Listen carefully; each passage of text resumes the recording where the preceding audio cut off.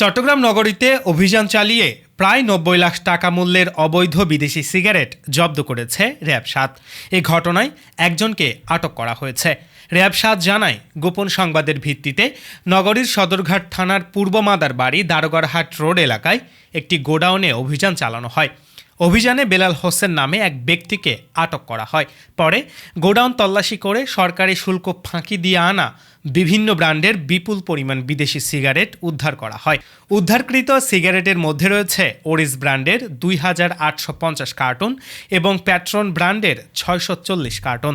সব মিলিয়ে জব্দ করা সিগারেটের আনুমানিক বাজার মূল্য প্রায় ৯০ লাখ টাকা। র্যাবের দাবি, দীর্ঘদিন ধরে অবৈধভাবে এসব বিদেশি সিগারেট মজুদ ও বিক্রি করা হচ্ছিল। উদ্ধার হওয়া মালামাল জব্দ করা হয়েছে এবং এ ঘটনায় জড়িতদের বিরুদ্ধে আইনগত ব্যবস্থা নেওয়া হচ্ছে।